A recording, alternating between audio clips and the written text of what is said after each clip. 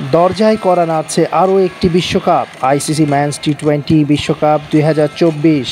টাইগারদের প্রিয় ফরম্যাট ও ওডিআই বিশ্বকাপে ভরাডুবির পর এবার আর বাড়তি আশা করতে না করেছেন টাইগারদের 3 ফরম্যাটের নতুন ক্যাপ্টেন নাজমুল হোসেন শান্ত। এদিকে গত বিশ্বকাপে তামিম ইকবালের না খেলাকে কেন্দ্র করে ঘোলা হয়েছে নানা জল, যা এবারের টি-20 বিশ্বকাপের পূর্বেও হচ্ছে।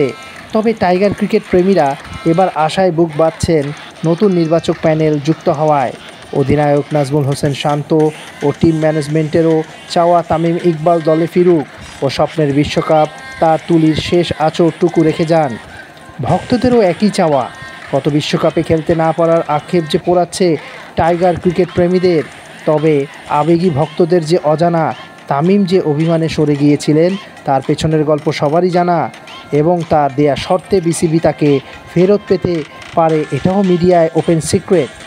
ওপেনিংয়ে তামিম, সৌম্য অথবা লিটন কিংবা ছোট তামিম, তানজিদ হাসান তামিমদের মতো তরুণদের তামিম ইকবালের ন্যায় নেতার পরশে ওপেনিং জুটিকে বিশ্বকাপে আগ্রাসী রূপে দেখতে চায় যে কোটি ক্রিকেট টাইগার প্রেমীরা।